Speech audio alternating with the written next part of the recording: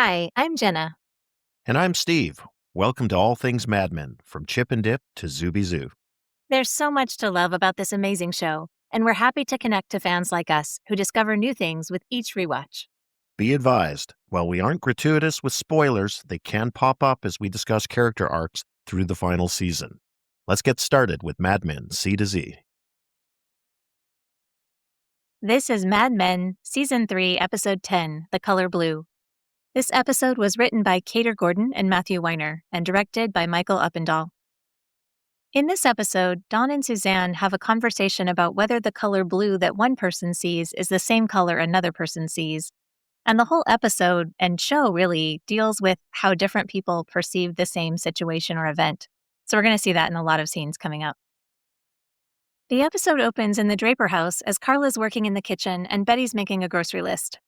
She wants apples from Rodney Farms, and Carla offers to pick them up since it's right near church. Carla goes to church every week, but it seems the Drapers go on Christmas and Easter. Sally asks, "Why don't we go to church every Sunday?" And Betty shuts that question down, saying, "We don't need to go every week." This, to me, is another example of Betty prioritizing image over having a real conversation with her daughter.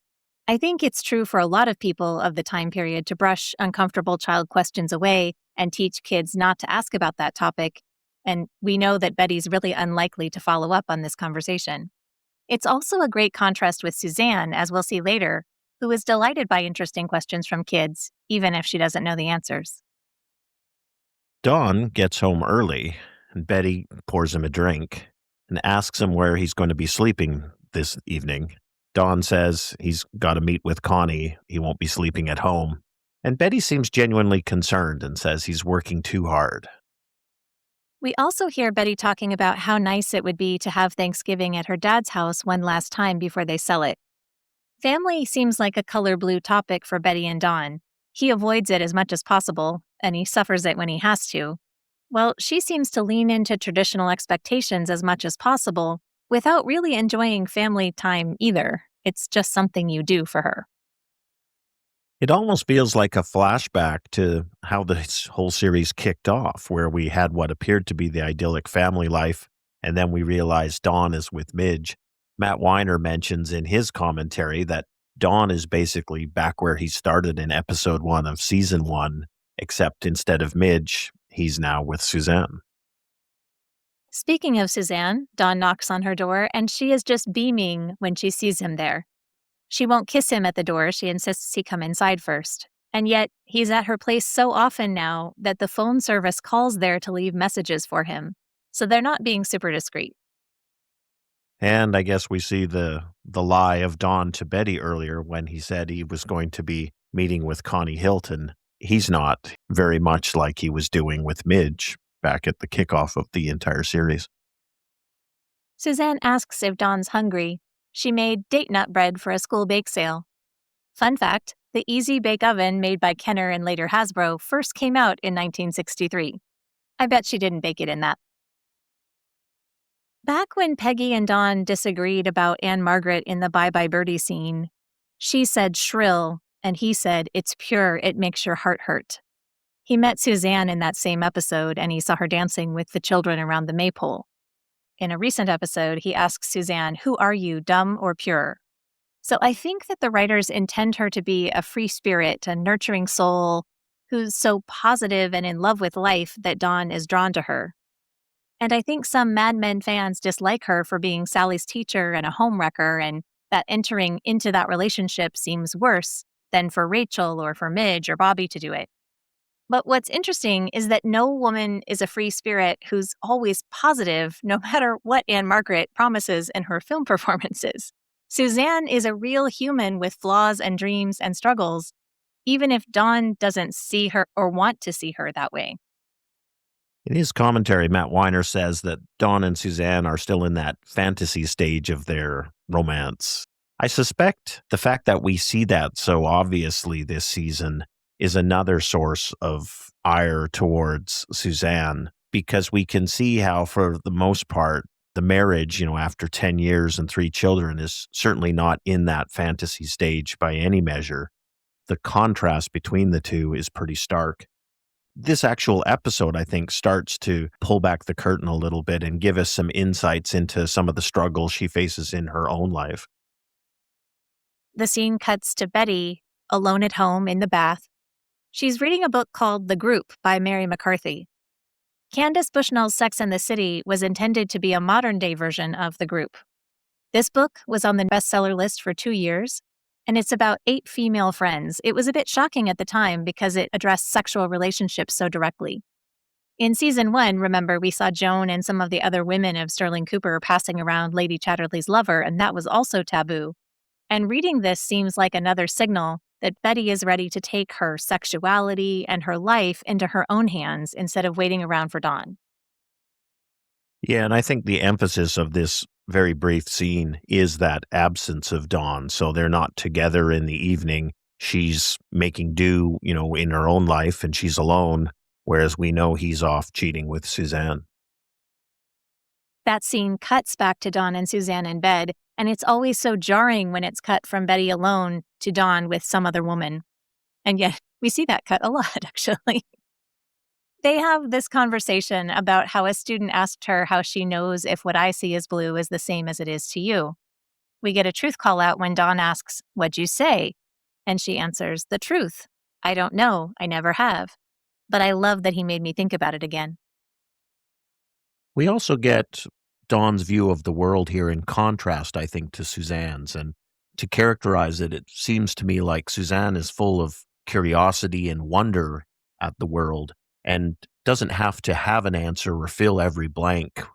Don, on the other hand, comes across as much more worldly and cynical. He reiterates that he believes people don't want to think for themselves, that they don't want to be left alone. It seems to be a similar vibe, I think, to those conversations back when Don was talking about true love with Rachel. And he gave sort of the ad man answer to the idea of true love being a creation of these madmen, and just Rachel's horror and calling him on that. Suzanne doesn't exactly call him out in the same way Rachel does, but she does question and challenge his view and the opinion he expresses. When I saw the scene, I noticed that I thought it was smart of Suzanne to build intimacy with Don by asking him, "What would you have said to the student?" It's not threatening. It's not about his past or his family. But can we agree? Don's answer is a really terrible miss for the intended audience of an 8-year-old child. His answer is like he's talking to a boardroom. He says something about 45% of the population sees blue as the same color. But the interesting part to me was what comes after as he's drifting off to sleep. And here's another truth call out.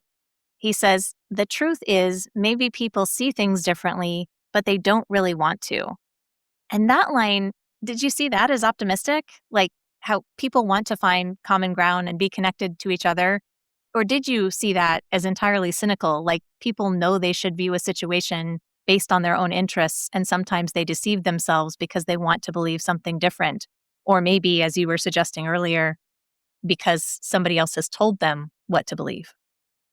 Based on his comment about people don't want to think for themselves and don't want to be left alone, I interpreted it in the cynical way of they're seeing things differently, but they don't want to be there. They're just not equipped in order to see things in the shared, connected way that they really would prefer, and they need someone to lead them there or someone to influence them. And I think that's where this Madison Avenue attitude comes back in. So my take is dark, I guess.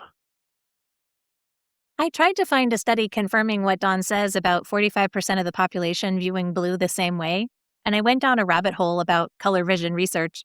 So just for fun, I'll put the link in the show notes about that dress that broke the internet in 2015 about whether it was white and gold or black and blue. I found it interesting when Suzanne sort of challenges Don's view and asks him, does he feel bad about what he does? And that's a very profound question, and I think it's a very good question for Don Draper.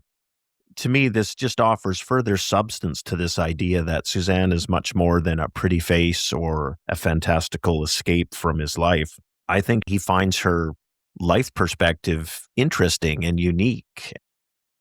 But look how he evades that question, too. I interpret her asking, "Do you feel bad about what you do?" to mean the cheating, not advertising. And he flips it saying, Nobody feels as good about what they do as you do, meaning her work.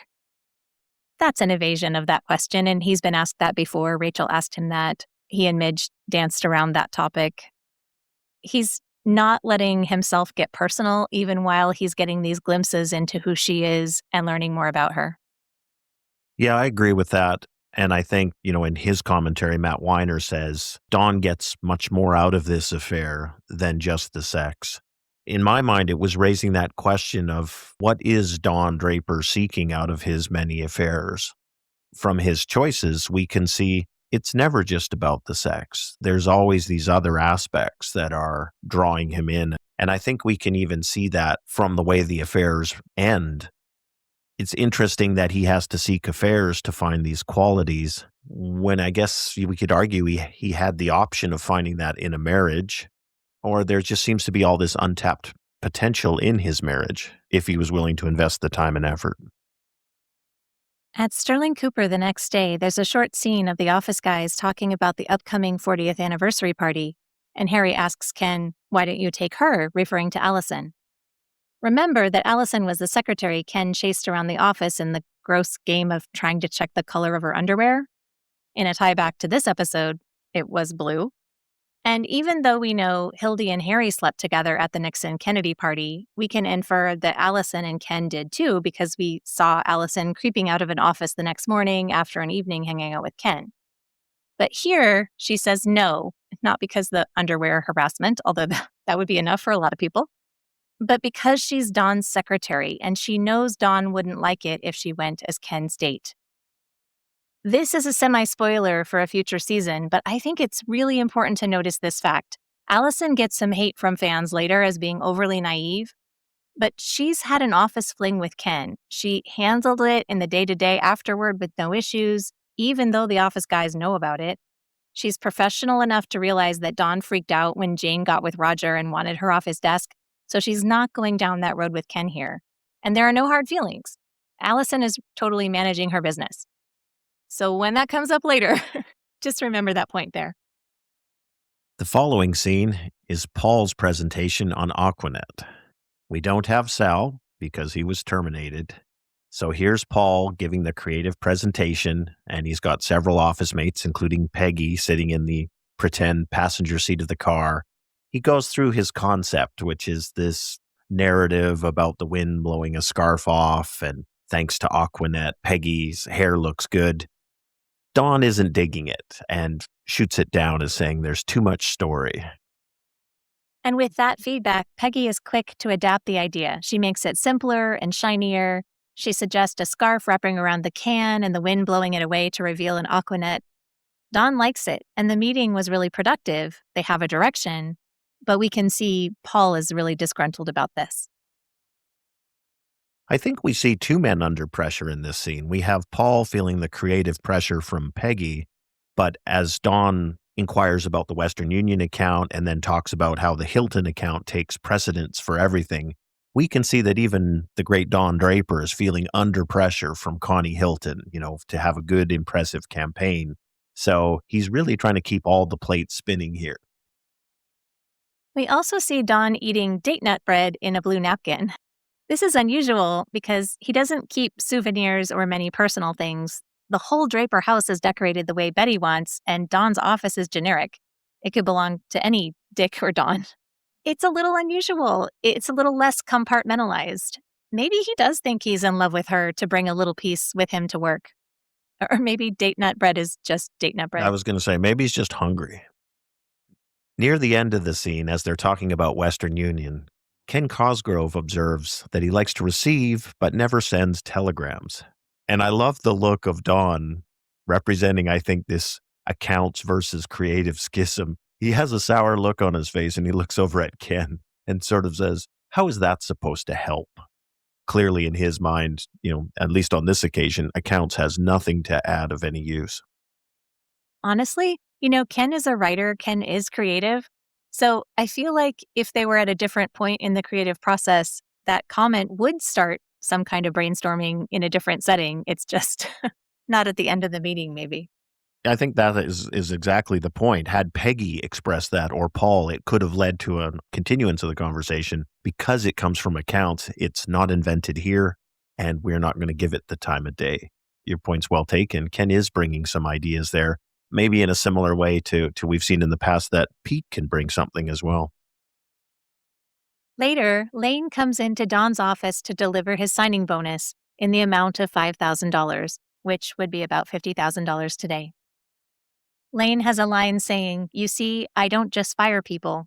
So that's another color blue moment, that Lane could be perceived as the guy who won't buy extra paper clips, but he's also part of the team who gave Don a large signing bonus with his contract. Lane is trying to make sure everything's in order for the 40th anniversary of Sterling Cooper. So he emphasizes to Don that he will be speaking last, that he needs to be prepared. He checks to see if Conrad Hilton will attend, and yes, he will. And then at the end of the scene, Lane is called away by Allison. His wife is there.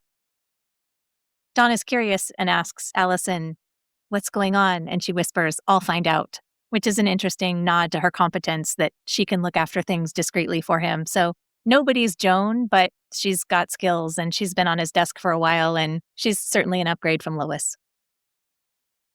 The next scene is in Peggy's office, where Paul has come to confront Peggy about her stealing his credit and jumping in. It's clear he doesn't really have a true professional gripe here because it was brainstorming and just the evolution of the idea after his presentation on Aquanet. But it's pretty clear from Paul's words that what he really doesn't like is the fact that Peggy is spontaneous, can think on her feet, and shines in that atmosphere, whereas that's not his gig. If and when things get to that point, he realizes he's playing with half a deck and won't be able to keep up with Peggy's excellence. Yes, his line is, "I don't need you to put your little swirl on top of my idea." In the DVD commentary, Matt Weiner says somebody once said that to him in his real life, so he used it here. And what a shift in their relationship from the second episode in the series when Paul is giving Peggy a tour of the office and he says, "There are women copywriters, you know." And here, Peggy is reassuring Paul about what happened in the meeting. She tells him, "No one's keeping score." "I am," he says. And it's filled with so much greed and resentment. And as you say, he goes on to accuse Peggy of being spontaneous and a girl and Don's favorite. And Peggy asks, "Are you nuts? He hates me." This whole conversation is the color blue. Peggy isn't competing with Paul. She's making a good ad for Aquanet. And Peggy doesn't think she's Don's favorite. He said awful, cruel things to her, especially this season. And all Paul can see is that Peggy's female, so she automatically shouldn't be as qualified as he is. I think too, we've seen enough of Paul to know that he does suffer from insecurities. He's a little neurotic, and this jealousy for the excellence that Peggy's shown just really seems to be on brand for him. So I guess knowing Paul the way we know him, I'd be more surprised if he wasn't worried, jealous, and chafing at Peggy's presence. And his parting shot to her is so funny. He issues her a challenge about the upcoming Western Union assignment. He says, "You do your work and I'll do mine." And then he adds, "Let the chips fall where they may." So even his exit line is a cliche. And Peggy is confused by his take, and she's totally calm with him and confident about her work.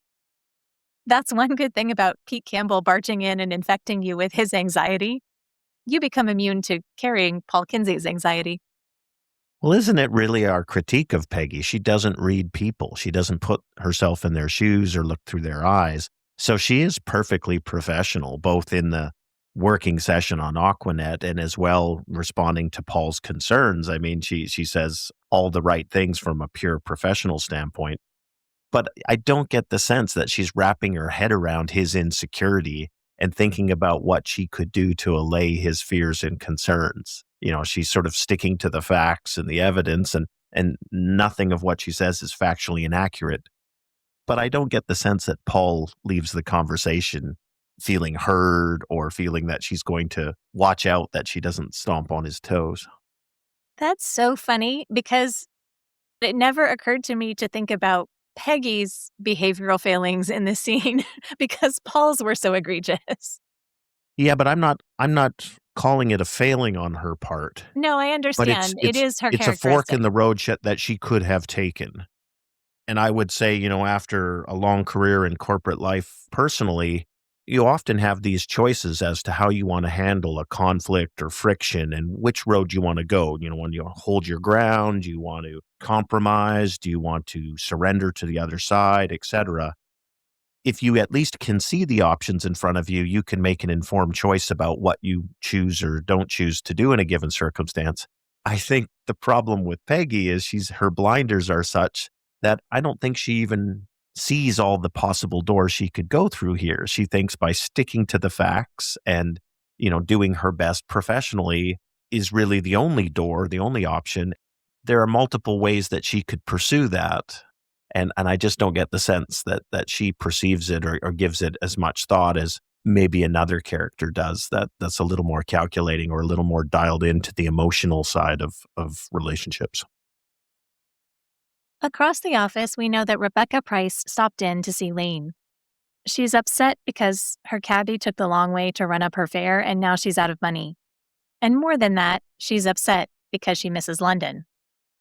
When she arrives, Lane has this memorable line: "Am I to entertain your ballad of dissatisfaction, or has something actually happened? Because I am at work, dear." And it is not the most generous thing to say to someone you love who shows up crying. Speaking of not having the best people skills. And at the same time, we know Rebecca from the dinner with Don and Betty, and all she had to talk about was how much she dislikes New York. And almost a year later, she has the same problem. I have to admit, one of my guilty pleasures is I love Rebecca's put downs of New York and America. So in this scene, she says, you like it here. The smells, the noise, the criminals.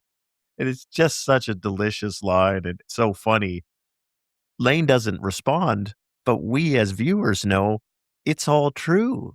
All the aspects that finds so tedious and annoying are just part of the magic sauce that appeals to Lane about New York City and being over here in the United States. So it's not that either of them is incorrect in their perceptions necessarily, but I like it through that lens of each individual of what they want in life and what they don't want or what they miss from another place. There really doesn't seem to be any reconciliation between the two. It's definitely another color blue scene, and I love these actors together and all the beats they take. Lane encouraging her to keep trying to make the best of it, that these things take time. And she's very cold back. She says, "If a superior demands that you be happy, you say, 'Yes, sir,' right away, sir." And he doesn't argue. He invites her to vent. And as you say, she accuses him of liking it here. And that accusation, they moved, and for him, it's been an improvement, and for her, it's a downgrade. And we get this truth call out when she says, "It's not England." And he answers, "That's true. I've been here 10 months and no one has ever asked me where I went to school." I know that he's talking about posh British universities, but shout out to all the St. Louisans who recognize that high school question. It's a shorthand to identify your class and your upbringing, your traditions and connections. Lane isn't shedding his old self like Don, but to some extent, he is happy to leave part of that behind. Maybe away from England, he is less of a yes sir kind of a person. Yeah, Matt Weiner mentions that in the DVD commentary that Lane is not a happy member of his British generation, that he's more of a Don type. And I think that's the appeal ultimately of this gig with Sterling Cooper in New York City. He can redefine himself and write a new chapter in his life and leave behind all the things he doesn't like about where he's from and put it behind him. And in an environment where I think we harp on this, episode after episode, everyone is so darn selfish. They're not even especially interested in where Lane came from or his history necessarily. So it aids and abets him in recreating himself in this place. So it all lines up really nicely, I think, as to why Lane likes it here.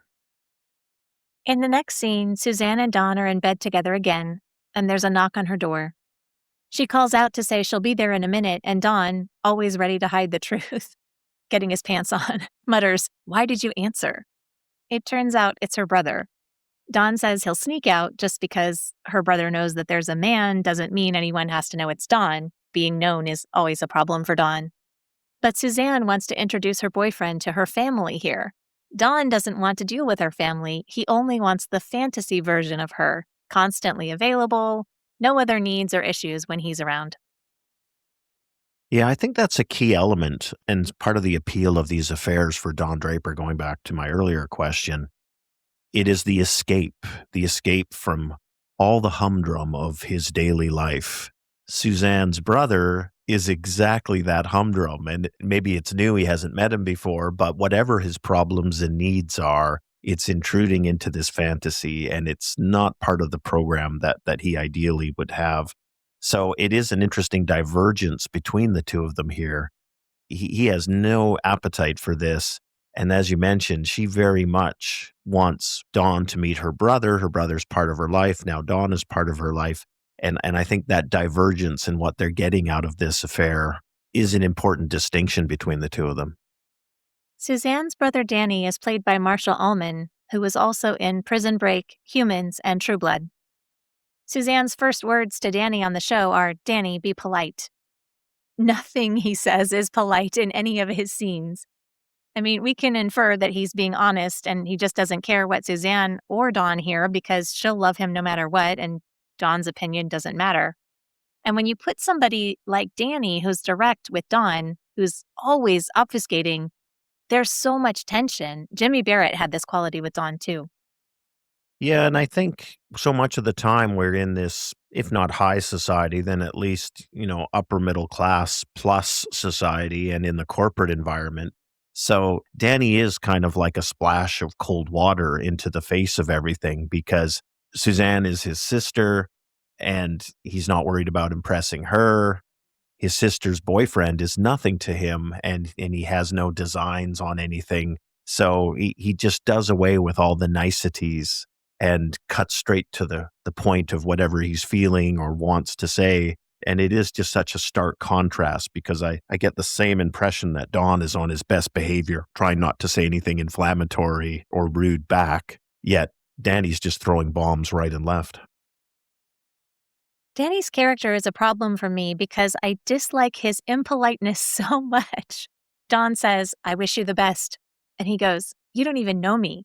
It's not that hard to smile and say thank you in the moment, but he just doesn't bother.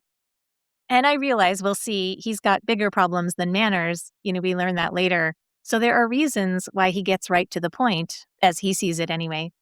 More critically, though, I know I should be looking at Don and Roger, who have these very smooth surfaces, and judge them for their failings. I mean, they cause a lot of harm to various people, but I have this knee-jerk response to this guy because he shows no appreciation to his sister and he won't say please. It's so uncomfortable to be reminded the ad man facades are fooling me. There's no reason for me to look at this character and find him so wanting when he's standing next to Don Draper and all of that guy's failings. Well, and I haven't even brought up Pete Campbell yet, who also has proper manners, but does some pretty heinous things. He's in his own category. After Don leaves, Suzanne and Danny talk. She has a mothering, nurturing quality to her relationship with her brother, feeling responsible about finding him another job. Danny has a comment that Don reminds him of their mother, so we don't know the whole story, but I feel like it's implied that it's not a kind comparison. And Danny also calls Don out for being arrogant, and Suzanne defends him as being very private. He's both. It's the color blue. One touch I liked in this scene was Don is a little disheveled. We're so used to seeing Don Draper all put together, and it's a small touch, but I think it puts a nice visual to Don's irritation that his fantasy, his escape, has had reality intrude upon it. And potentially intrude upon it in a way which could be ongoing, right? Is he just passing through? Is he going to be sticking around? So I get a nice vibe of irritation and frustration from John Hamm's performance in this scene. The next scene gives us Bert and Roger looking at a picture of the people of Sterling Cooper in 1923, when it was founded 40 years ago. Bert and Roger remember these people, and it was before the crash of '29. In a terrifying comparison To people for whom 1986 doesn't seem that long ago, that's how Bert and Roger see this photo from 1923, which seems impossibly long ago. I think, too, we get some insights here into the perspective of Bert and Roger. Bert is looking back on his life in business, taking stock. I think we see his regret at having sold Sterling Cooper, right? Like he's put all this time and effort into it. Sure, they got paid. But now, as he mentioned in a prior episode, you have to do what they tell you. Roger doesn't seem to have that same nostalgia in the way he's looking back. It feels almost like some of his gripes. He's complaining about the guy who made him eat a roll of laxatives.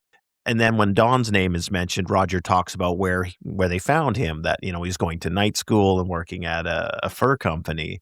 Roger deserves credit, or Roger is the reason why this creative genius is at the firm. It almost feels like they're talking past each other in a certain way.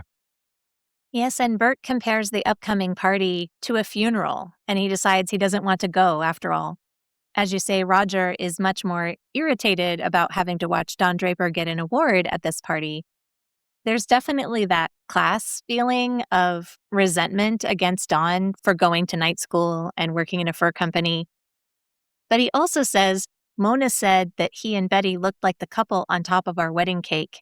So that's almost that same kind of grousing resentment that Paul had about Peggy. Okay, you're so great, but you don't deserve this. It's not a great look on Roger. Roger's a good-looking man, but he's older than Don Draper. So Don is a younger, improved version physically. So it's just one more thing for Roger to be jealous about. In the next scene, all the Drapers are actually home in the evening when the phone rings. Sally answers and she can hear someone there, but nobody says anything. Did you have a theory about who called? I think my default assumption is it's Suzanne. I have to sort of take another beat to think, well, who else could it be? Well, it could be Henry. After that, is it just kids maybe doing a crank call or something? What was the name of the little boy Sally kissed? Maybe he's calling here. Yeah, I just defaulted to Suzanne. I don't actually think it was Suzanne or Henry. I think it's a great Mad Men-esque thing to build tension and expectation in both Betty and Don. So it's what's in their heads that matter, even if it was a legitimate wrong number, which I think it was. It's a perfect color blue moment because they both view it as something different, and they both think the other doesn't know what the truth is.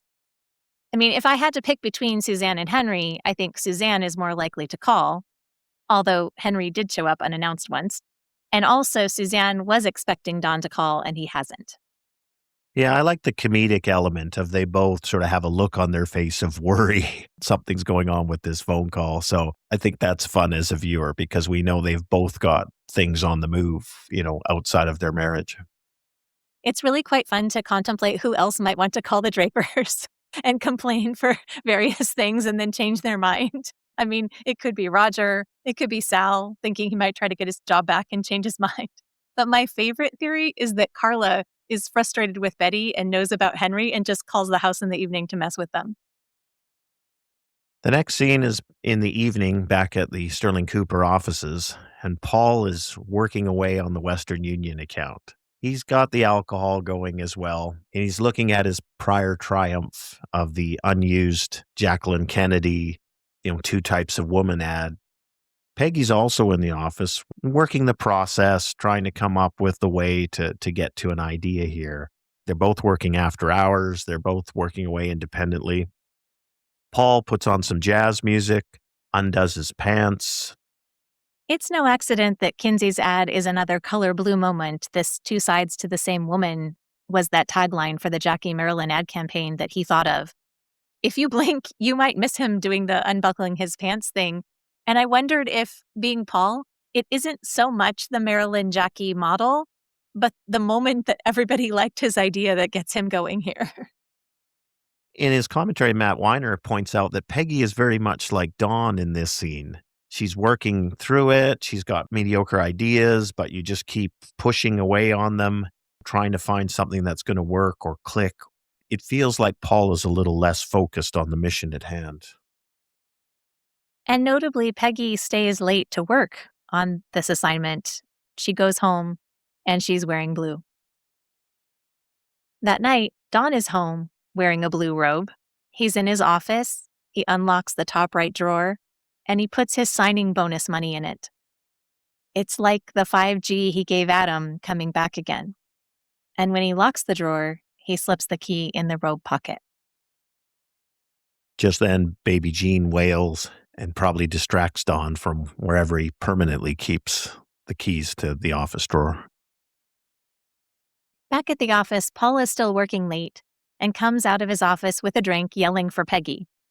She's gone, but a custodian answers. He's replacing a light in the office kitchen. Achilles, the janitor, is played by Hal Landon Jr., who might be recognizable as Captain Logan from Bill and Ted's Excellent Adventure or 1977's Eraserhead. We know Paul is pretentious, and as he interacts with Achilles, eating somebody else's food out of the fridge, in the course of the conversation, suddenly he hushes Achilles, and it's clear he's gotten some answer. He drops any pretense of any interest in what Achilles was talking about and removes himself back to his office. He sits down on his sofa, and again, he's looking very satisfied. We don't know what the idea is. He's forgotten to bring a glass over to the sofa, so he starts drinking out of the bottle directly. They don't tell us what Paul's great idea is, and he doesn't write it down, but he's so gleeful about it, and you can tell he thinks it's good. I get that this is supposed to be about the creative process, and we're supposed to believe that he got a jolt of great inspiration and see what that looks like. But part of me is watching Paul Kinsey and the amount he's had to drink, and I wonder if really this is just a mediocre idea that he thinks is brilliant in this moment.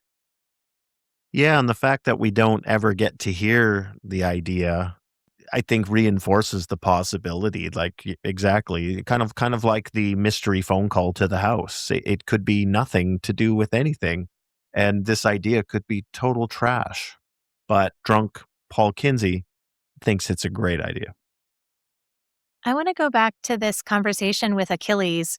You know, Paul is doing that thing that Don does, just less gracefully. He's grilling the person in front of him and not caring what they're saying, except for how it's useful to him in that moment. But it's even worse on Paul. Paul, who lives in New Jersey, right? Because that's where the real people live. Except when you see him so selfish and using people who are directly in front of him, yeah, he's not really walking his talk. And it fits with the selfish theme that we hit a lot, right? Paul is in his world struggling with his problems, and Achilles is no more than a prop to Paul.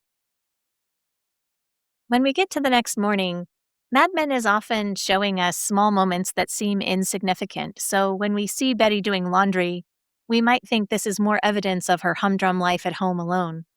But she's got Don's blue robe as she's sorting things through where he left the key to his office desk drawer. It's a short scene, and a different show would skip it, but in Mad Men, we're going to follow the journey of that key bit by bit. The next scene has Don on the commuter train going into work in the morning, and Suzanne suddenly boards and sits down beside him. Don is clearly uncomfortable to see her here on the train. It feels a lot like when Henry showed up to see Betty. It's unwelcome and it's perceived as dangerous. This is certainly a careless decision because all these people from the neighborhood commuting into New York, this is definitely not safe behavior from people who are engaged in an affair. He passes her a piece of his newspaper to pretend to read, and he doesn't look at her. And the first thing he says is, "Did you call my house last night?" "No, I didn't," she says, and she gets up to leave. Yeah, Don is super uncomfortable, and he can't hide it. She had hoped to speak with him and enjoy his company, and she realizes it's a mistake and goes to leave. But Don stops her. Yeah, she's on the train because he said he'd call, and he didn't. Dawn's explanation is that's because her brother is there. I see a lot of talk in the Mad Men fandom about Suzanne being a stalker for following him on the train to work, or again, that she was the one who called his house and how fanatical she is for that. And she's definitely careless. And the affair is selfish. I don't think it's a healthy relationship. She probably doesn't have realistic expectations. but I don't see her as a stalker here. Remember, Midge called Dawn's office in season 1, and he lectured her about not doing that, so we know Dawn doesn't like her following him or calling when it's not on his terms. But remember in the pilot when Dawn told Midge, we should get married. And Midge knew that her role was to say no to that. And, we can debate whether Midge would be interested in that or not. And we don't know what promises he's whispering in Suzanne's ear. And he was the married guy driving around in the early morning trying to find her out running. That seems pretty stalkerish to me. So for her to get all of the heat here seems a little extreme again. Don does throw her a bone in the scene because when he sees that she's irritated, he apologizes and they end up holding hands discreetly underneath the newspaper. Suzanne's comment to him, where she says, I just need to know that you're with me, is an interesting one because back when they were flirting earlier, prior to the relationship, I got the sense that they both knew very well where something like this would likely end up and had no illusions about it.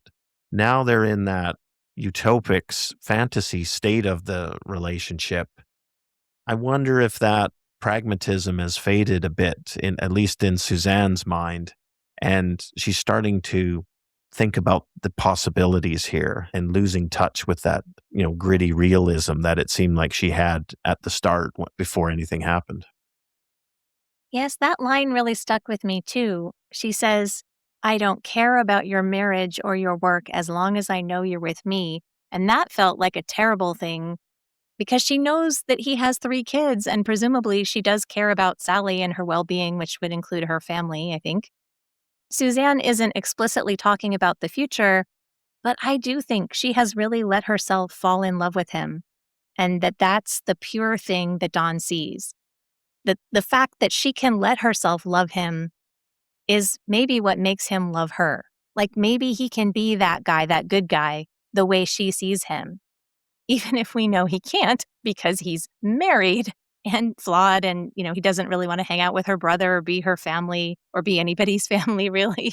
It's not a good setup. And yet I do think they think they're in love with each other at this point. Yeah, that's an interesting point. I see a lot more evidence of that from her side. I wonder if Don is just in love with the affair, and I think he's always calculating and thinking ahead in a way that I wonder if Suzanne isn't so calculating, and that's what's the difference is here between them. I guess it always comes back to, is it possible for Don to love anybody, even himself? We get a brief update on Danny. Suzanne's found him a job at a VA hospital, so he's going to be leaving tonight, she tells Don, so he should plan on coming by. Yeah, this is a thing. Suzanne has to get rid of her brother before Dawn will see her again. This is practical, but also asking her to give up what she wants for him. So he's got these exact conditions for how he'll see her or not. So I guess Don Draper can have things how he wants them, but he's so careless about her needs and Betty's and Peggy's. I'm just not sure how we have the energy to criticize Suzanne for being a stalker here. She loves him and she wants to be with him, even though, affair.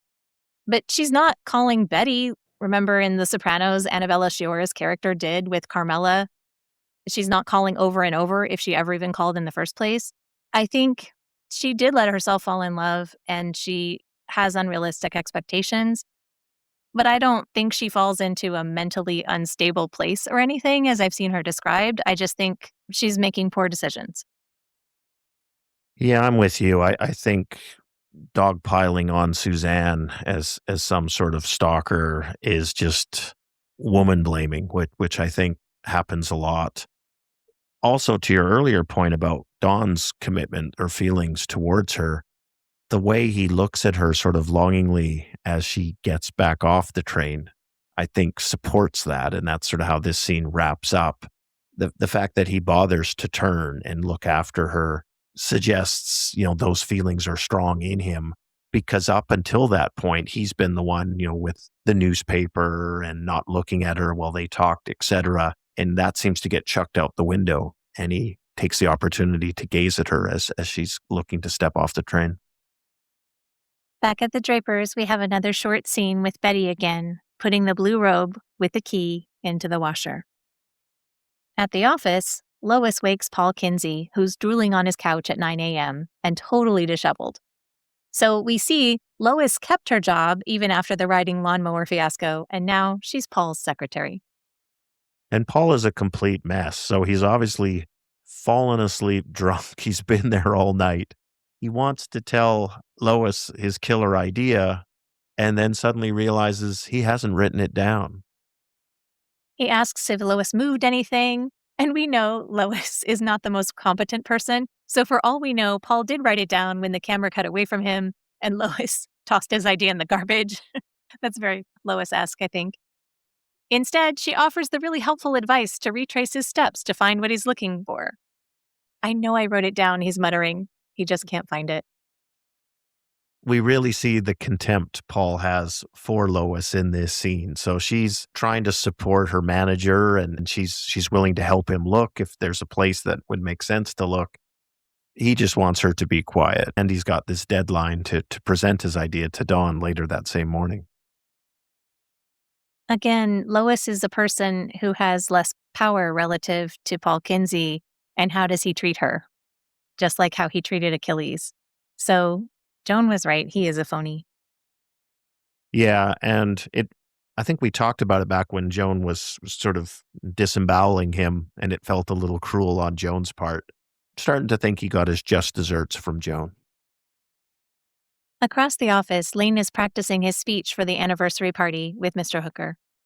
It's not that great, but of course John tells him, "Very rousing, sir." I love Lane's response, Hitler rousing or Churchill rousing. It's so funny. And then the Brits call to check on the party status. And when Lane tells him that Bert won't be there, they insist he come.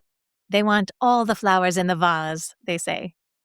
It turns out Sterling Cooper is for sale, and they want buyers, so they need the party to be a success. It's the color blue again. Lane protests that he reduced staffing and raised revenue by 22%, so the Brits should be happy with Sterling Cooper, but instead they see it as a good opportunity to sell. And you do wonder why they bothered to buy them. They said they wanted a New York advertising presence, and it's been less than a year. Maybe the Brits need cash. Private equity has been a more recent, rise in significance in the economy. But if you look at that model in modern times, it's very much about you buy things, you turn them around, you hack the costs, jack up the margins, and then you flip them. So you're in, you're out. The timeframes can vary. So given the success they've had with the turnaround of Sterling Cooper, perhaps it's just a great time to liquidate this investment and use the funds for some other adventure they've got planned. I think the key point here is that guys like Mr. Ford and St. John, they're looking at a vast empire, and Sterling Cooper is just one little piece of it and can be bought or sold, on a whim. What I love about Jared Harris's performance in this scene is we can really see his entire world starting to crumble at this revelation, because Lane is a product of that organization. So in the event of a sale, Lane is sticking with the seller and would be out of his position in New York City, and then potentially right back to the horror he had at the thought of having to work in Mumbai. Yes, but Lane doesn't say anything when he hangs up, and he doesn't tell anybody in the office about this. As you say, the Brits were ready to send Lane to India, so he has got to be really uneasy about what's next for him with the sale of Sterling Cooper. And of course, we as viewers have some anxiety about that as well. Or, spoiler, we would have anxiety, except I think we're kind of looking forward to a particular episode. But on first watch, definitely, you know how much upheaval the initial sale to the Brits has caused. So now you're thinking, oh, it's going to get a lot worse and we're going to break the band up. From here, we go to a scene where Betty is calling Henry's office. He's obviously pleased to hear from her. He clears everyone out of his office. And as soon as she has him on the phone, she immediately asks him if he called her at home the prior evening. Henry shuts that down pretty quickly. He is glad to hear from her, but he says, "I'm not playing a game here. If you're going to call me, but don't make excuses. It's very direct, and weirdly, I feel like it has to be reassuring to Betty in terms of her relationship with Henry. It's there if she wants it, but all she says is goodbye. Yeah, and in the DVD commentary, Matt Weiner and Mike Uppendahl kind of hit this point that Betty is being juvenile here and, that she's acting like a teenager and that mature Henry shuts her down. I think that's a pretty harsh verdict on Betty because she has reasons to think it could have been Henry who called. It's not crazy inappropriate the way she calls Henry's office and investigates further. I do see that Henry is a little frustrated because I think his view of this relationship or what's happening is different than Betty's. But I just can't come out all critical that, oh, Betty's acting like a child any more than any number of other characters in this particular episode.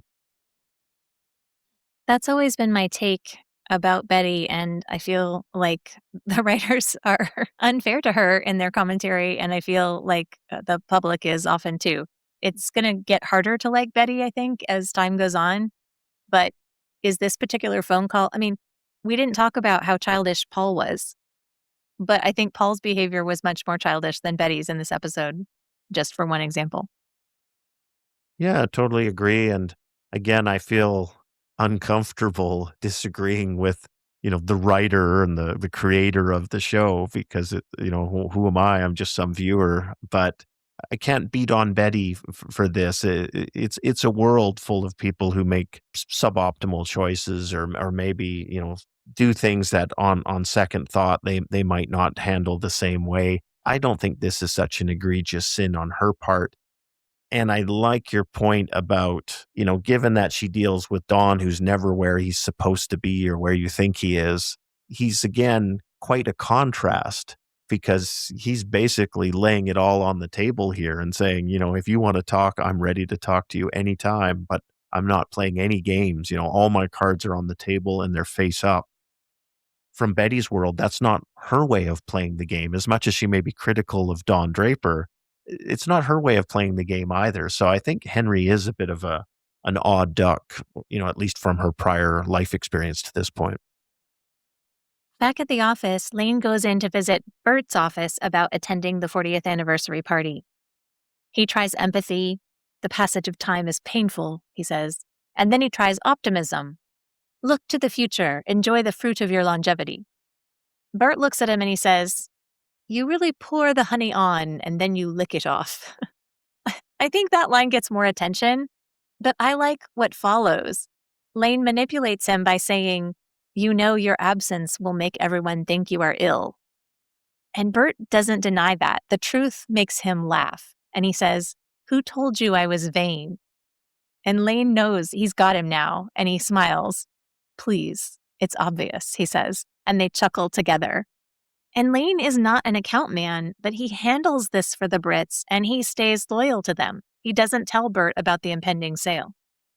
Yeah, not only does he get Bert to attend an event that he wasn't planning to attend, he has not raised any suspicion in Bert's mind. And had he handled this more crudely, someone like Bert is very sharp. He would have had his ears attuned and picked up on the idea of why is it so essential that I attend? It's a job well done by Lane Price. Back in Ossining, Betty is at home wearing heels, reading her book on the couch. She's wearing plaid pants in brown and black with a gray shirt, no blue here. She hears a clanking noise and goes to the dryer where she gets keys out. Small keys, like one that would fit in a desk drawer. She takes it to the office and it turns in the lock and she smiles in this moment of triumph. She has been rattling this desk drawer for years now. Yeah, and it's a treasure trove in that drawer, as we know. So we have the Dick Whitman box of photos, and she looks through those and can see the labels and see that her Don Draper is in those pictures. And these pictures are going back to the 1930s. We also see the deed to the house in Long Beach, as well as the divorce of Don and Anna Draper. Yes, she ignores the cash sitting in the drawer and focuses completely on the box. And these photos of Dawn are labeled Dick and Adam on the back. And you can see her with the two sets of dog tags with different names on them. She's confused. And she would have questions. And she still, of course, knows there's been infidelity. But what undoes her, I think, she sees this title to the house, followed by that divorce decree between Dawn and Anna Draper, which the camera doesn't show us the date, but it would have been right before they got married because remember, Don visited Anna to ask her for the divorce after he got engaged to Betty. And January Jones is doing all this work without any dialogue. Her face and her body language as she drops into the chair, it's really powerful. And I think she's underrated as a performer. Yeah, similar to Lane's world being rocked that Sterling Cooper was being sold, I feel like we have a parallel scene here where suddenly Betty Draper's perception of the man she's married to, the bottom's just fallen out of it. Viewers may disagree, but I think in Breaking Bad, despite the introduction of some interesting new characters in later seasons, that show is less compelling once Skylar knows the truth about Walter White. The tension in her not knowing is so powerful that once she's part of it, the whole essence of the story changes, and I think it's harder to keep it centered. But here, once Betty knows about Dawn's truth, the show is going to have to pivot. Almost certainly, right? Sorry, spoilers. And fortunately, I think Mad Men does this pretty well in terms of keeping up with Dawn's journey, although we could argue that Betty's storylines are less authentic or integral later on. Yeah, there's a ton of tension created in this instant. And speaking of parallels, back when Pete, reads the Dick Whitman box, and then we wonder how he's going to leverage that, and it creates all that tension leading up to the meeting with Bert. I feel I'm in a similar place here. Now it's obviously something she's going to have to take action based upon what she's seen. And the question is just when and how is she going to action it? When Carla comes home with the kids, Betty sends them to the park and the library until dinner time so she can pull herself together. Again, for somebody who's supposedly a child, she's not the most loving mother. It's not like, oh, I'm so happy to see you. It's like, get out of here. However, pulling herself together while she's facing this complete shakeup of the world as she knows it, we can understand that for Betty. Don isn't going home for dinner. He goes to Suzanne's, and it turns out Danny is still there. Suzanne is going to drive him to Bedford in Massachusetts to his new job, which is a 3-hour drive one way. Don offers to take him. It feels like he's being a really good boyfriend to Suzanne here, but I think it feels to me like it's more about atoning for Adam than it is about being kind to Suzanne. It's funny because at first Don couldn't even be bothered to say hello to this guy, and now he's going to drive him to Massachusetts. But it feels authentic, though, because humans make contradictory decisions all the time. I can believe that he is really feeling the Adam atonement sort of phase right now. I think it fits with his code of being a gentleman and doing that lift so that Suzanne doesn't have to. And Suzanne is teary, saying goodbye to Danny. She gives him $375. He has a small suitcase. It's hard to imagine fitting everything you need for a whole new life in that one small suitcase. Well, and even financially, Suzanne doesn't make any money as a primary school teacher. So $375 is a large sum of money in 1963. But we can see her love and commitment to her brother, that she's found him a job, giving him this money, doing everything in her power to try and set him up for success, which again, I think is quite a contrast to, as we know, Dick Whitman's behavior when his half-brother Adam showed up. Back with Betty, she's got the box on the dining room table, and she's waiting on the couch with a glass of wine, trying to watch TV. She is ready to have this confrontation with Don about his life in that box. I love this scene too, because I guess I really relate to that dynamic where you feel like you're ready to have a confrontation. You've got all your facts ready to go. You've got your arguments marshaled, and now you're just waiting for the other party And for whatever reason, when that doesn't happen, I don't know. I feel like a loaded gun, right? The hammer's back, the round's in the chamber. Suddenly it's like, stand down. Like they're not around. You can't have this conversation yet. So I feel the tension of the scene, but I also feel the frustration of Betty that she's braced herself for this conversation and now it's delayed. So Don and Danny are on the road, and eventually Danny reveals he isn't going to the new job. He's defensive. He says Julius Caesar had epilepsy and he ran Rome. And of course, Don just returned from there. Don says things didn't turn out so well for Caesar. And we're thinking, wait till you get home, Don. I don't think things are going to turn out very well for you. And Danny says he's 25 years old and he doesn't want to clean toilets for the rest of his life. And Don pushes back and he says, you can still change things. Don did, so that's true from his perspective. That's his color blue. But Danny can't solve this by becoming somebody new and moving forward. Not everything is fixed by that. And then he explains what it's like for him with epilepsy. Yeah, it's pretty brutal honesty, I think, from Danny. It kind of puts a diamond bullet in the middle of Don Draper's self-made man mentality or view of sort of all it takes is, the dedication and the effort and the hard work, and you too can get there. I think Danny dismantles that pretty readily with just this gritty reality of, and he says it in such a rude, direct way as well, that when I come to with piss in my pants, they look at me like I'm from another planet. And I think you can almost see Don Draper, he hadn't really thought through how limiting something like this medical condition could be and how much of an obstacle it is for Danny. So I love the brutality of this scene and the raw honesty of it. That's what leads Don to give him some additional money and then also give him his card and say, hey, if you need him, give him a call that he could help him, both as a service to Suzanne, who loves her brother and wants him to succeed. But I think it's also almost a concession by Don Draper that Danny's absolutely right in what he's saying. We don't see a lot of people with disabilities on this show. We saw the boy at Sally's birthday party who was using crutches after polio. But this glimpse matters, especially if we start idealizing the past as a simpler, better time. For Don Draper, he can start over and get awards for his New York ad firm. But Danny's choices and Betty's and Carla's and Joan's, those are much more limited than they would be 40 years later. And I agree with you. It's significant not just that Don gives Danny cash. He clearly sees Adam in this young man. He also gives him his card. And he didn't do that for Adam. He gave him money and then shut him out of his life. And he tried not to even meet this guy at all, but now he opens the door for future contact. And he says this line, I want you to remember, if something happens to you, your sister will never forgive herself. And that's true. But of course, he's talking about himself and Adam here. I also like the end of the scene where Danny gets out of the car and departs without any expression of gratitude or thanks to Don.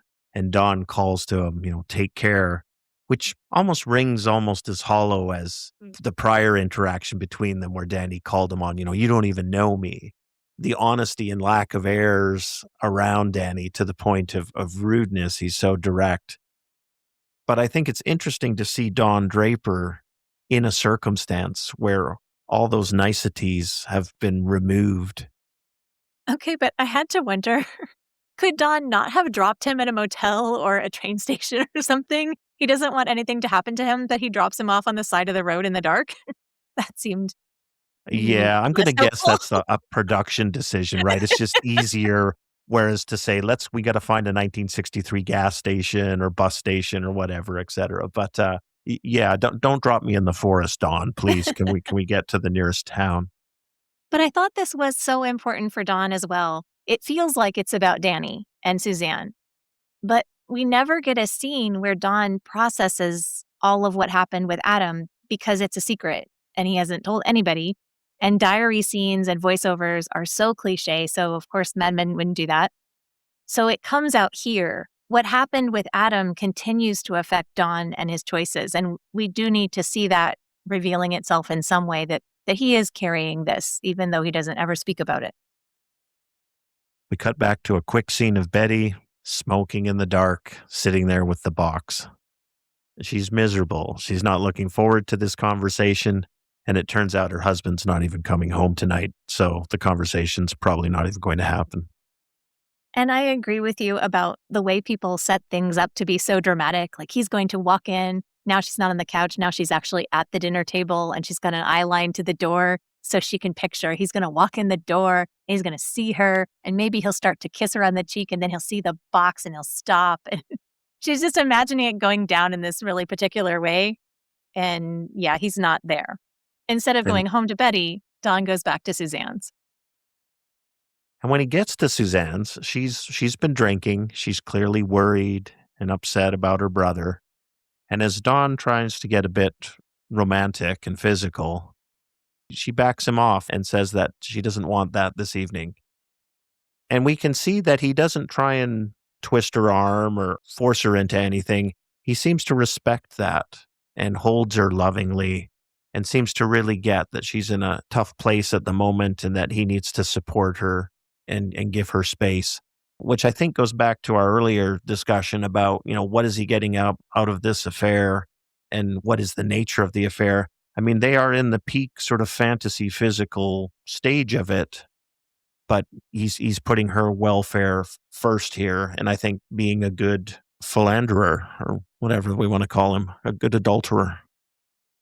And he doesn't seem resentful about it. He doesn't seem like she owes him something else because he's made this concession to her, which I think is also important because he is a bit of a user.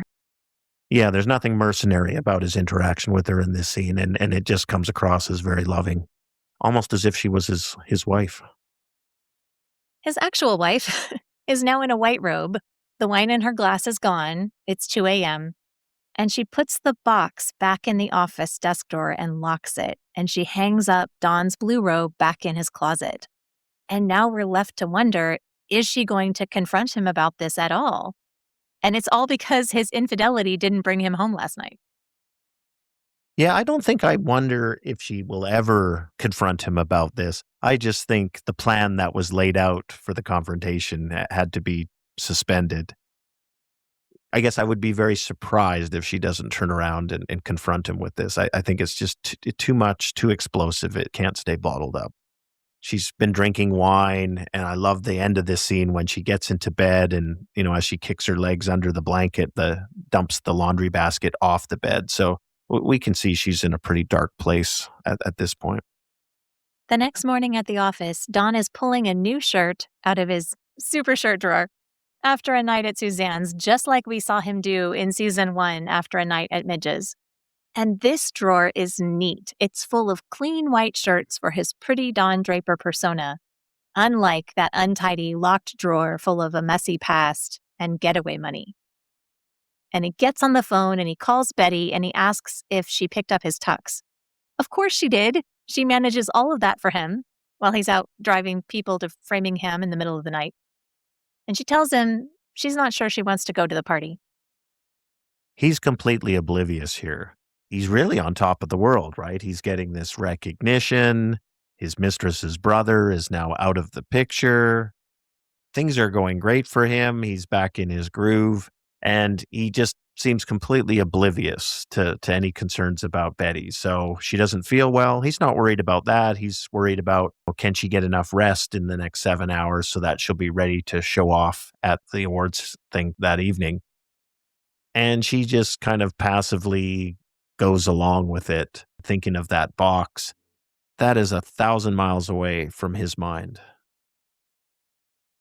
When Don tells her all the clients and partners are expecting me to show up with a glamorous, elegant Betty Draper, I want to show you off. If he were loving and attentive to her, I think she would be so pleased to hear him say this, that he wants to show her off. Remember in season 2, she was crying on the way home about, this is what I meant when I said I wanted us to be a team. I'm so happy, even though she wasn't, because he's so absent emotionally, if not physically. But as it is, especially because now she knows he was married to somebody else and didn't tell her, it is hard to imagine anything that Don could say that would please her right now, even with his impressive skills. And we've got that recent situation in Rome when Conrad Hilton was obviously so impressed by her and how much she was glowing at that recognition and how much she loves this. So I think it really speaks to her emotional state here that this whole prospect holds no appeal to her because it's built on a swamp and it's all sinking down into the mud and there's just no saving it. Back at the office, Peggy stops by Paul's on her way to the Western Union meeting. He says he's got nothing, and she says, "Oh, that's a relief. My idea is garbage, too." "I had something," he says. "I lost it. I didn't write it down." I love the nod here in the writing to just this reality for creatives. And you can tell they're all winking at each other about this because everyone has suffered this fate. Peggy's first response is just, "Oh, yeah, I hate it when that happens." Now they're both thinking about the problem here is they don't really have anything good. They got a little chewed up last time by Don Draper, and they're going into the dragon's den here. Yes, Peggy has immediate empathy for Paul when he confesses this to her. She knows what it feels like to lose your good idea.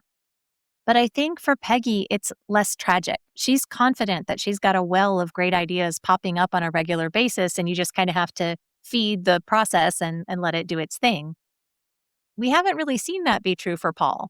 He hasn't brought that much to the creative table. We can assume probably that he does occasionally since they've kept him through a lot of staff cuts. I was thinking maybe, though, because Don likes to be the genius, if Paul were better, he might be an uncomfortable threat to Don. And we know that it's all Don's credit when his team gives him ideas. But would he hire somebody really good to make the work better? We know from the future that Peggy would, but probably Don wouldn't. So maybe Paul's mediocrity actually serves Don. I was thinking of flip the positions of the two, and I think Paul would be triumphant and happy that the great Peggy Olson didn't have an idea and was going in naked.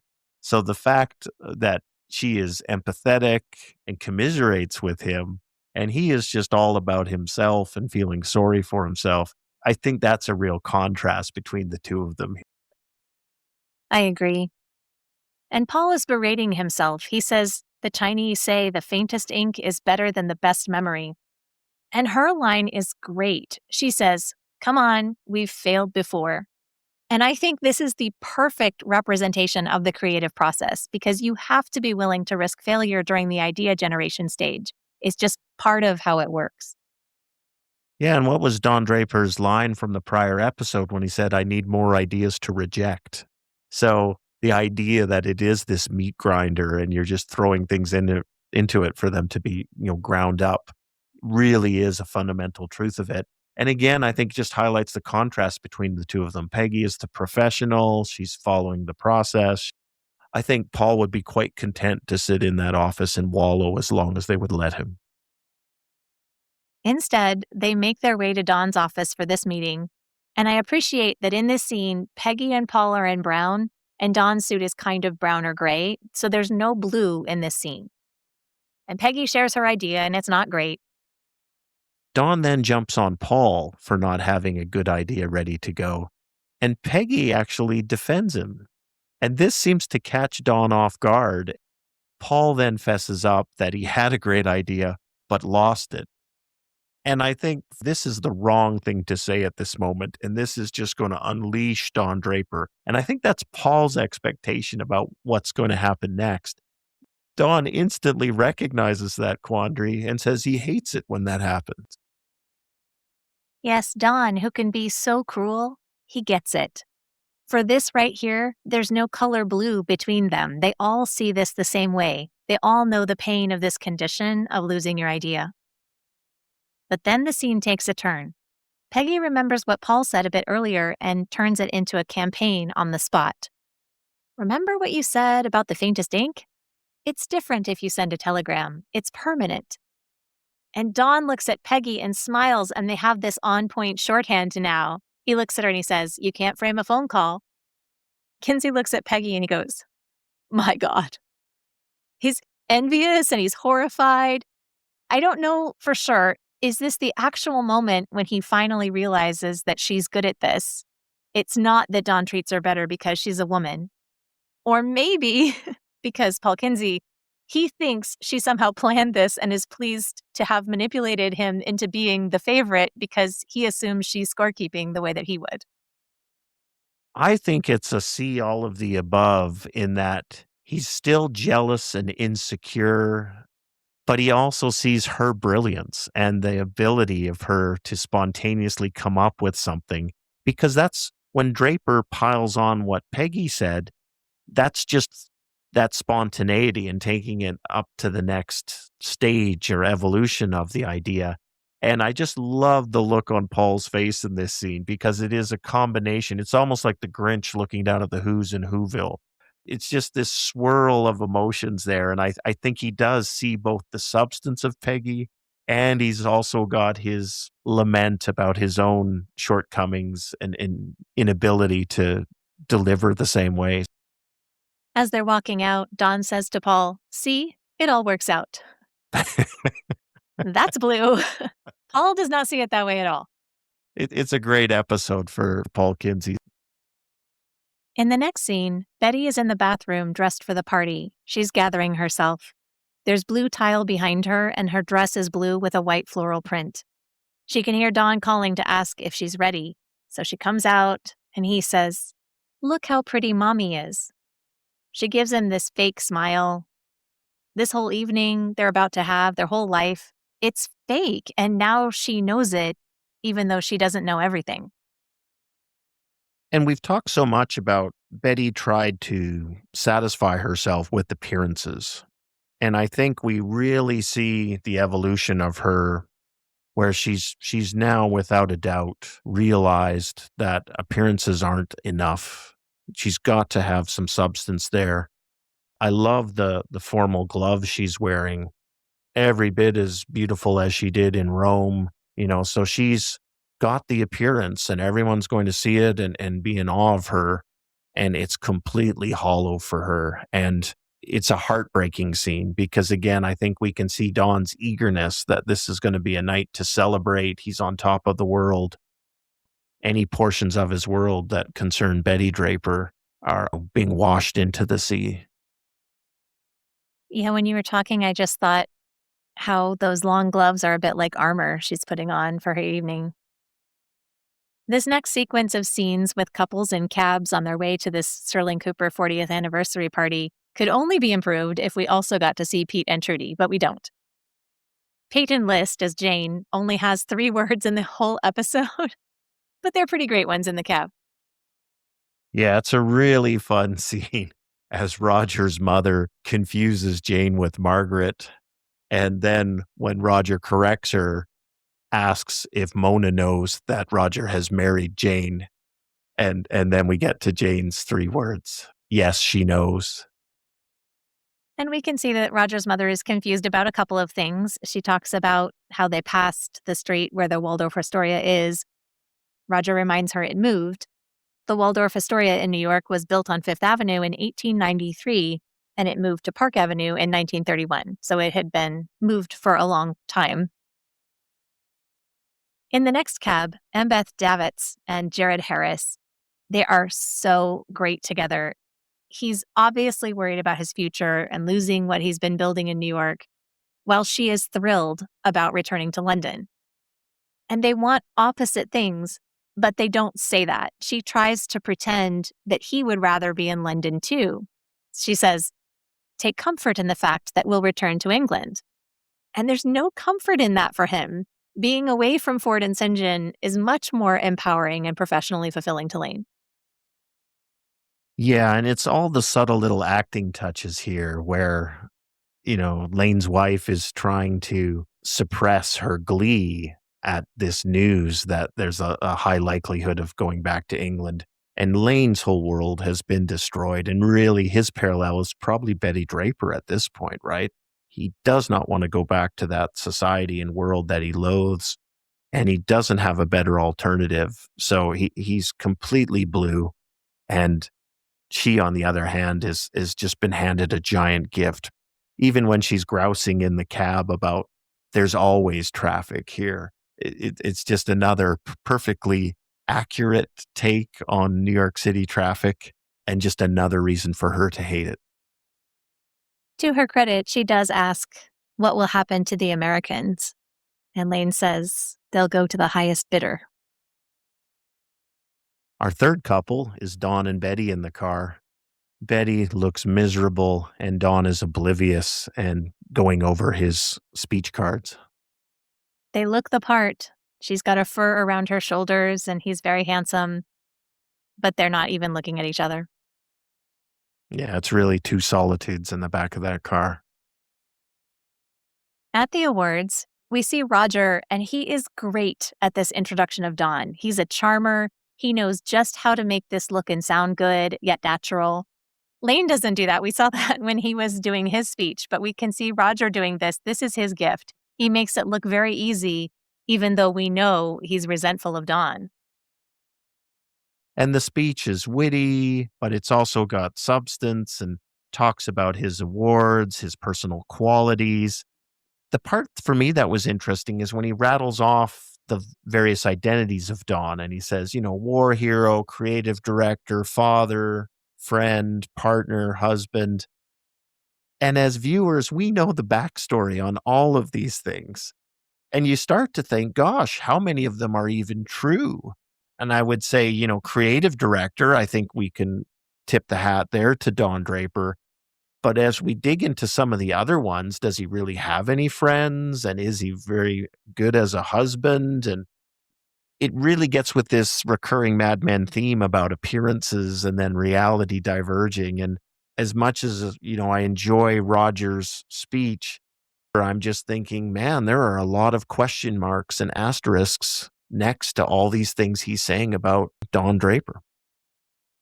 And as the man of the hour stands up, he leans over and kisses Betty's cheek, and Betty is clapping along with the others. But unlike at the Veterans Day gathering at the club, she's not beaming with pride at him.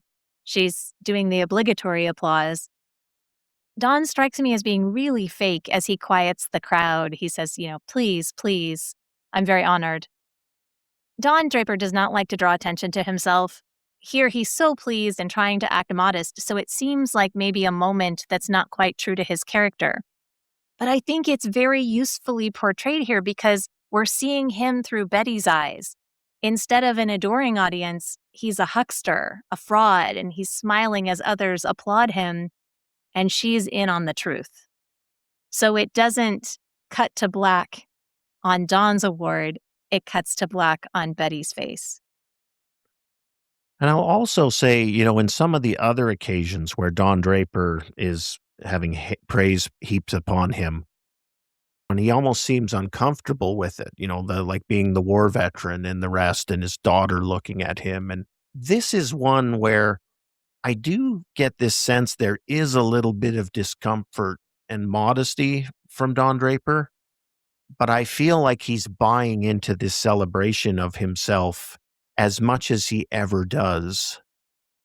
Not to say he's 100% buying into it, but it just feels like a much greater percentage perhaps than a lot of these other situations, which is obviously ironic because we know just how problematic the foundations are of what he's built up in his identity. Yet here he seems to be at this professional high point where the entire world is toasting him. It is so notable because we've never seen him enjoying adulation from a crowd before. He typically avoids that. But I think because we're seeing Betty watching him accept this, and it's her perspective, here's this fraud enjoying accolades from people when she really knows the truth. It's such genius writing because when I see it, I think, oh, this is an inconsistency in the writing that he's performing it this way. And yet, from Betty's point of view, she sees him as, of course, he's scooping up all of this praise because he's just this fakey Fickerson guy. Whereas if the camera were telling us more from Don Draper's story, I think we would probably see more of that discomfort and more of that inner dis-ease with the truth of himself. So, with this episode overall, it's not a standout the way that Guy walks into an advertising agency or the wheel or something, but it certainly seems like a critical episode. Did you feel like it was a standout to you, or did you feel like it kind of blends in, or what was your take? I think it's a really critical episode from a plot perspective because we've got the sale of Sterling Cooper, we've got the discovery of the Dick Whitman box. So to me, I really feel if you think of the plot, there's now a big fork coming and we're going to start moving down that path. And it's a very crucial episode. I find myself really enjoying it from the perspective of not worrying about the destination, but just paying attention to the route that we're taking to get there. I will also say it's only in discussing it today that I'm really appreciating how much I enjoyed Paul's arc through this particular episode. I'm so grateful for the Paul and Peggy storyline because there would be no comic relief. There's so much tension. And the pacing and the structure of this episode is somewhat unique for Mad Men, too, because most of the scenes aren't very long. We get a lot of cuts from one place to the other. And it's not quite the ticking clocks in High Noon, for example, but it is building this tension from Betty at home to Dawn at Suzanne's, back to Betty at home and the laundry, back to Dawn with Suzanne, and the tension with Lane and the company being sold, and Bert's reflection back, and Roger's resentment, and then how they cover it up. There's a lot happening, but it's also in very, very short pieces. And it just sort of the pendulum swings back and forth between these different perspectives. You can kind of feel yourself holding your breath with tension. So it's doing its work really well. Our listener shout out today goes to Vivian B. from Budapest. We really appreciate your thoughtful comments on our last episode and your kind feedback about our podcast. If you know any Mad Men fans who are looking for a rewatch podcast, we appreciate you sharing our show on social media or in-person recommendations. And thank you for all the connections and comments and for following our show. That's it for this episode of All Things Mad Men, from Chip and Dip to Zooby Zoo. Visit our website, madmenctoz.com, to vote for your favorite Sterling lines and to share your opinions on our double dip questions for each episode. You can find us on Instagram and YouTube at MadmenC2Z, and please listen, like, and subscribe. That's what the podcast's for. Thanks for listening, everybody.